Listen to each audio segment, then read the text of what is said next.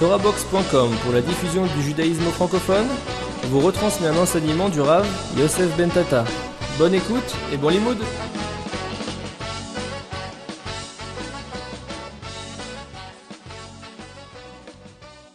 Le Seder donc commence par les trois matzot.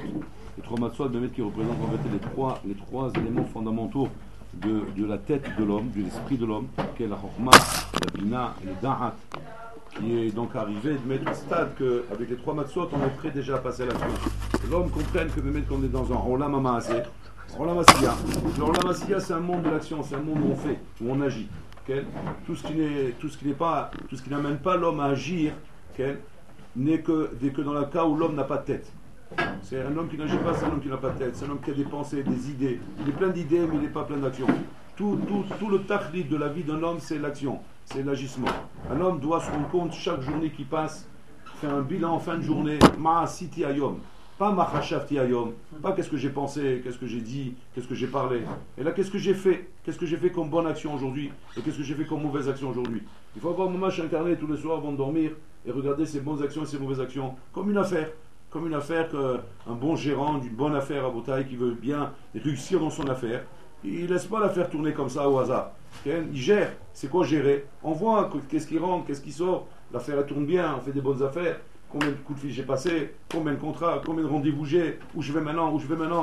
Un bonhomme qui vit sans tout ça à Botaï, c'est pas un bon gérant d'affaires, c'est un bonhomme qui vit au petit bonheur la chance. Son affaire va pas durer longtemps, il va faire faillite et il s'imagine que simplement parce qu'il brasse, il va réussir. C'est pas en brassant qu'on réussit à Botaï. Pour réussir, il faut du concret, il faut de l'ordre, il faut du seder, il faut que les choses soient claires devant nous. Donc un homme de Rabotaï vit dans le monde de l'Asiya. La vie passe très vite. Et très vite, Rabotaï, si on n'est pas dans un système mais soudain, très vite on peut se faire rouler. Très vite on peut se faire avoir. On a l'impression que Sarakol, on est Khalidi, on est Dati, on respecte la Torah et les Mizot, on fait partie de la Kehila d'Israël, on fait partie de la communauté juive, on fréquente une synagogue, on fréquente un endroit. On s'imagine que ça y est, on est Besséder, on est à sa place. Mais les Maaseh, ce que l'homme ne sait pas à Rabotaï, c'est qu'il n'est pas du tout à sa place. Il ne fait pas du tout Bichlal ce qu'Hachem attendait de lui.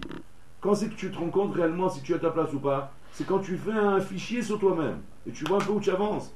Et quand le bonhomme il fait un fichier sur lui-même, Rabotaï, il commence à regarder ses maasim à la fin de la journée, il voit le fiasco, il voit ce qui se passe et tout ce qui se brasse dans la journée, tout le lachonara qu'il peut faire, toutes les bêtises qu'il peut faire, toutes les maasim, les bénéfices qui rentrent. Il va voir que c'est une affaire qui fait faillite, c'est une affaire qui est en train de partir en l'air.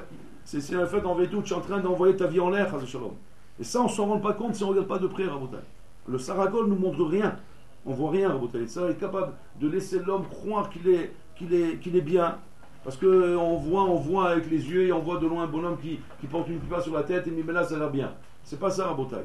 Il faut que ce soit du précis, il faut que ce soit les soudas bien posés. Donc l'homme doit être en face des actions et pas en face des pensées. Tu penses, c'est très bien. Qu'est-ce que tu fais? L'homme, il doit avoir la journée. Voilà ce que je fais. Voilà, aujourd'hui, pour le Hachem, j'ai réussi à étudier tant. J'ai réussi à m'asseoir tant de trucs, j'ai réussi à faire mes pilotes convenablement, j'ai pas réussi ça j'ai réussi, ça j'ai pas réussi. Mon bikat Amazon, j'ai réussi à le faire mot à mot, Baruch Hashem, j'ai pas réussi tout le bikat Amazon, j'ai fait au moins la première Baruch mot à mot. Mais tu dois voir comment tu avances, tu dois voir ta courbe elle monte ou elle descend. Shalom, tu vois ta courbe elle descend, c'est-à-dire que tu es en train de te diriger vers le Guinam, tu es en train de te diriger vers la Hazazel, Shalom. Et ça tu peux le voir de ton vivant, ça, Rabotaï. Rabbi Notam, il dit dans Sefer Yachar, un homme n'a pas besoin d'attendre après la mort pour savoir où il va. Alors il peut savoir directement de son vivant où il va. Il peut savoir tout de suite où il va. Il voit sa flèche aller vers le haut, vers le bas.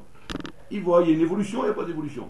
Tu avances dans tes kavanot, dans les tfilotes, tu fais de plus en plus de baruch bekavana, tu arrives à t'asseoir un peu mieux qu'avant, à moins te lever, à moins te marxer dans ton limoud, tu arrives à moins parler pendant ton étude, tu arrives à être un peu plus assidu, tu arrives à avancer un peu dans ton étude au niveau qualité, tu fais un peu plus de dapim, tu arrives à faire des bonnes chazalot, tu arrives à te perfectionner au niveau halakha. Le bonhomme, il voit le tornit, il voit une achinami qu'il avance. On n'a pas besoin de courir, mais d'avancer. Le cas, c'est que je vois que j'avance. À ta cadence, bien sûr, avec tes forces, avec les kochot que chacun il a. On t'a pas demandé de vivre comme le grand de Vina, ou comme le Hazonish, comme le Havesraim, ou comme les Zdarim du Stapler. On t'a pas demandé de faire ça. On t'a demandé, ça raconte, d'avancer avec les kochot que tu as. Fixe-toi un seder, et ce seder, tu dois le respecter à la lettre. C'est de cette manière qu'un homme il avance à Botaï. Ça, c'est la partie de la tête. Une tête saine doit penser comme ça. C'est ce que tu dois arriver à réaliser le soir du Seder. Le soir du Seder, tu dois arriver à te construire des résolutions. qui vont te projeter le match pour toute l'année et te donner match des résolutions de vouloir vivre avec un céder, avec des choses bien concrètes, où tu sais où tu vas, tu sais ce que tu vas faire de ta vie. Ça, c'est les trois choses. Maintenant, on va rentrer dans les autres parties du plateau. Les autres parties du plateau sont les éléments de la Asiya, sont les éléments qui vont constituer tes maasim. C'est comme là, de quoi ils constituent les maasim? Les maasim sont constitués de tes midot. Il y a trois midot principales qui constituent les maasim d'un ben adam. Il y a d'un côté, Rabotai, le zaroua, okay, le céder c'est comme ça, c'est qu'il y a le zaroua d'un côté, la betsa de l'autre côté, et le maror au milieu. Okay. Le zaroua, qui est à droite, représente le hesed. La betsa qui est à gauche représente la gvura. Et le maror qui est au milieu représente le tiferet. Okay. C'est les trois midot de nos patriarches, Abraham, Serge et Yaakov. Abraham a transmis à Israël le hesed. Israël a transmis la gvura. Et Yaakov a transmis la tiferet. Okay. C'est quoi ces trois midot? Ces trois midot rabotai sont dans chacun de nous. Et chacun de nous doit avoir un céder là aussi. Parce que c'est pas un stam, que ça me tombe dessus comme ça, d'une manière improvisée. Je ne sais même pas qu'est-ce qu'il y a chez moi de prédominant et de pas prédominant. Qu'est-ce qu'il y a en plus fort chez moi? Combien de gens rabotai s'intéressent à ça? Combien de gens s'arrêtent là-dessus? Combien de gens prennent le temps de s'examiner? Et le fait qu'on s'examine pas là, automatiquement tout est en désordre.